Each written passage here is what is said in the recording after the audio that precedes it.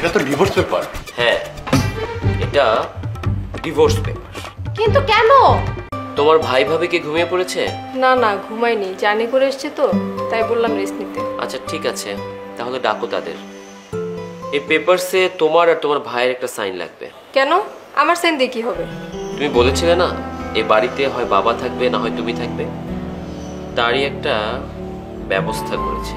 বাবাকে কোথায় রেখে এসেছো তুমি? আজ সকাল থেকে বাবাকে দেখছি না। আরে বাবা, এই জন্যই তো সময় নষ্ট করতে চাচ্ছি না। তুমি তাড়াতাড়ি ভাইয়া ভাবিকে ডাকো। আচ্ছা, বাবাকে বৃদ্ধাশ্রমে দিতে আমাদের সাইন লাগবে কেন? এখনো বুঝতে পারছো না? সম্পত্তি। ও আচ্ছা আচ্ছা, তোমার মাথায় তো অনেক বুদ্ধি।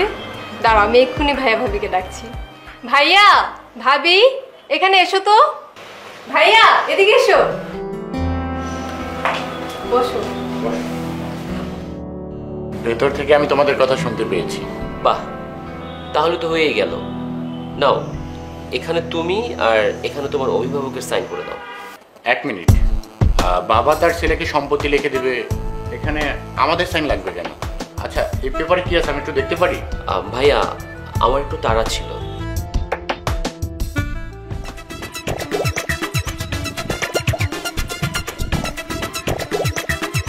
এটা তো ডিভোর্স পেপার। হ্যাঁ, এটা ডিভোর্স পেপার। কিন্তু কেন? ভাবি, আপনার ননদ আমাকে শর্ত দিয়েছে এই বাড়িতে হয় সে থাকবে না হয় আমার বাবা থাকবে। আর যেহেতু আমি সিদ্ধান্ত নিয়েছি এই বাড়িতে আমার বাবাই থাকবে, তার মানে আপনার ননদ এই বাড়িতে থাকতে পারছে না। আপনার ননদ যাতে এই বাড়িতে না থাকতে পারে তারই পাকাপোক্ত ব্যবস্থা করে এলাম। ভাইয়া, আমি আপনার বোনকে ডিভোর্স দিচ্ছি। সৈকত, তুমি এত বড় সিদ্ধান্ত নিয়ে নিলে? আমি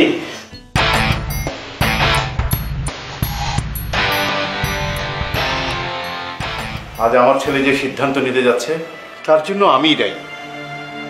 আমি তাকে অনেক বোঝানোর চেষ্টা করেছি, কিন্তু সে বুঝেনি, বরং আমাকে বলেছে, বাবা ছোটবেলা থেকে তোমার অনেক কথা আমি শুনেছি, কখনো অবাধ্য হইনি। আজ যদি তোমার অবাধ্য হয়ে যায় তুমি আমাকে ক্ষমা করে দিও। এত বড় সিদ্ধান্ত নেওয়ার আগে আমাকে তো একটু জানাতে পারতে সৈকত। হ্যাঁ পারতাম, বলছি। নাতাশা, তোমার মায়ের একবার সামান্য ঠান্ডা জ্বর হয়েছিল, মনে আছে? সে সময় তুমি তোমার ভাইকে ফোনের উপর ফোন দিয়েছো, সারা দিন তাকে বিরক্ত করেছো, জানতে চেয়েছো তোমার মা কেমন আছে, তাকে ভালো হসপিটালে নেওয়া হয়েছে কিনা, ভালো ডাক্তার দেখানো হয়েছে কিনা, তোমার ভাইয়ের ওয়াইফ তোমার ভাবি তোমার মায়ের সেবা শুশ্রূষা ঠিক মতো করছে কিনা। অথচ বিয়ের পর থেকে দেখছো আমার বাবা ঘরে অসুস্থ। একটিবার জিজ্ঞেস করেছো তাকে কোন ডাক্তার দেখানো হচ্ছে, কোন হসপিটালে নেওয়া হচ্ছে? জিজ্ঞেস করনি। তোমার মাকে বিদেশে নেওয়া যায় কিনা সেই কথা বলেছো সামান্য ঠান্ডা জ্বরের জন্য। অথচ আমার বাবা কত অসুস্থ। তোমার কাছে তোমার মা যেমন প্রিয়, আমার কাছে আমার পরিবার, আমার বাবা ঠিক ততটাই প্রিয়। তুমি তোমার শ্বশুর বলতে বাধ্য হলাম, তোমার শ্বশুর, বাবা নয়, বাবাটা আমার। তুমি তোমার শ্বশুরের সামান্য কাশি সহ্য করতে পারো না, অথচ তোমার ভাবি তোমার মায়ের বিছানায় করা প্রসাব পায়খানা পর্যন্ত পরিষ্কার করেছে। কই, ভাবি তো তখন তোমার মাকে বাইরে বের করে দিতে বলেনি, বৃদ্ধাশ্রমে পাঠিয়ে দিতে বলেনি। কি ভাবি আপনি বলেছেন? ভাইজান, আপনার ওয়াইফ মানে ভাবি যদি আপনার মাকে বাড়ি থেকে বাইরে বের করে দিতে বলে, বৃদ্ধাশ্রমে পাঠিয়ে দিতে বলে, আপনি কি পারবেন তাকে পাঠিয়ে দিতে? কি ব্যাপার ভাইজান, কথা বলছেন না কেন? বলার কিছুই নেই, তাই না? এটাই আপনার বোন।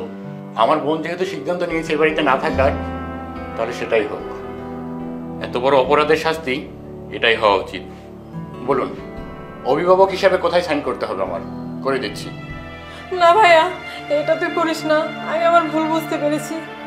বাবা, আপনি আমাকে ক্ষমা করে দিন প্লিজ, আমি আমার ভুল বুঝতে পেরেছি। বাবা খবরদার, আজ যদি তুমি ওকে মাফ করো তাহলে তুমি তোমার ছেলেকে হারাবে। এবার তুমি ভেবে দেখো, তোমার ছেলেকে প্রয়োজন না ছেলের বউকে?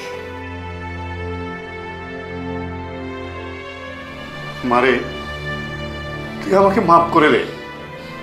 আমার ছেলে আমাকে শিকল পরিয়ে রেখেছে।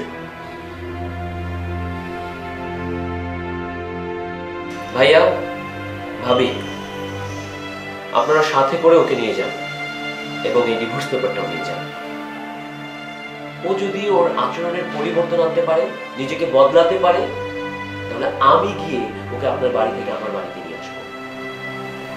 আর যদি নিজেকে বদলাতে না পারে, তাহলে দয়া করে এই ডিভোর্স পেপারটা সাইন করে আমাকে পাঠিয়ে দেবেন। আজ শুধুমাত্র আমার বাবার কথা ভেবে